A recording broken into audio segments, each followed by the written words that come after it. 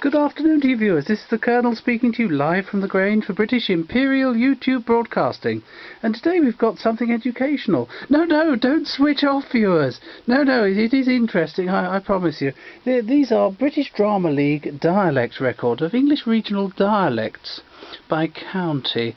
And apparently I have an accent. I've got a funny voice, haven't I? Dear, oh dear. Yes, I hadn't heard it before making these videos, and I thought, how peculiar. Anyway, no one's told me before, you know. Very horrid of them. Anyway, no, the first one is Mr. H. Grieswood demonstrating the Oxfordshire accent. And if you'll believe that, you'll believe anything. So you see, I be right about that, masters. The little girl come in from the school yonder, past the byre.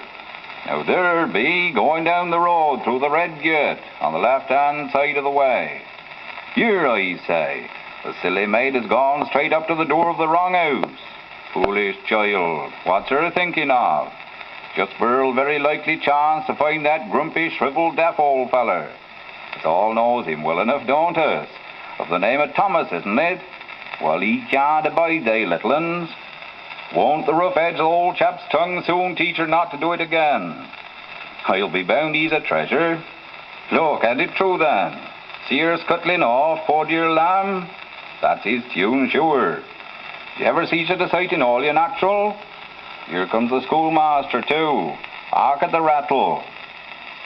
Now here's the shepherd's part from the Winter's Tale by Shakespeare. I would there was no age between 16 and 23, or that youth would sleep out the rest. For there is nothing in the between but getting wenches with child, wronging the ancientry, stealing, fighting.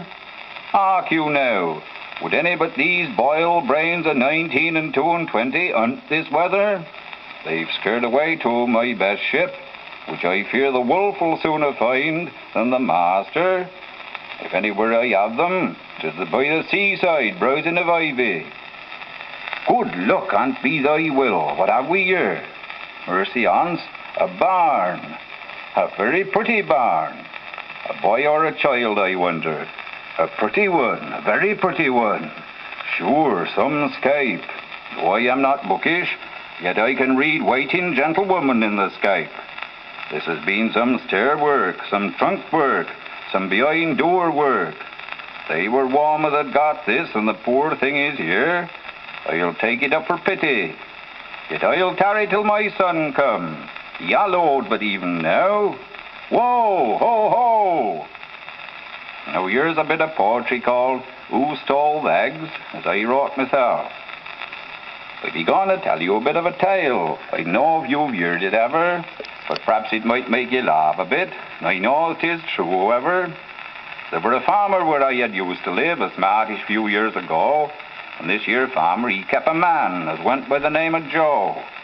Now, Joe were a comical sort of a chap, as had used to serve the pigs and see to the fowl and all like that, and help look up the eggs. One day the master, he ups and he says, Joe, who has the eggs, says he? We ought to have twice as what us gets, says. And it regular puzzles me, for every time the missus goes round, her finds there be some of 'em gone. There were 6 laid under the barley rick, and now there isn't but one. I thinks as they be took her, says, for I can't make it out. Joe shook his head and looked wonderful straight. Ha, says, there be rogues about. Says the master, oh, well, I be sure enough as you'd find him if you was to watch, for I knows 'tis somebody takes them eggs, and I thinks as he ought to be caught. Joe, he were a-standing, a-shuffling his fit, and keeping his hands behind him. Wah, master, I'll watch her, says, and I thinks I be sure to find him. So Joe, he were set to look for the thief as took the eggs away, but he never couldn't find him out, though he watched for him night and day. But the eggs kept a-going just the same, and the boss, he were fur put about. And as far as that goes, the missus as well, and her said as I would find it out. Joe ain't more than half sharper, says. He's no good, that's my belief. Why don't he fetch the policeman down? He'd very soon find the thief. The master, he up and he gets his hat. You be right, I'll, says he. I never thought of that afore. Oh dear, what a fool I be. So he clapped his saddle onto his nag and off he starts to the town. He never said a word to Joe, but he fetched the policeman down. He were riding about in the yard all day and keeping as still as a mouse. They never seen him no more till night. And then I come up to the house.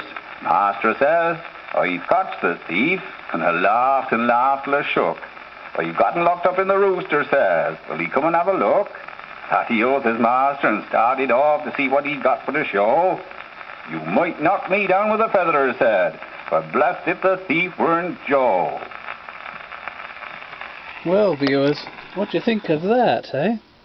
I spoke to the squire, who is in fact from an old Oxfordshire family, and he doesn't speak like that. I don't think anyone ever did. That sounds more like, oh, I don't know, somewhere else. Thank you, viewers.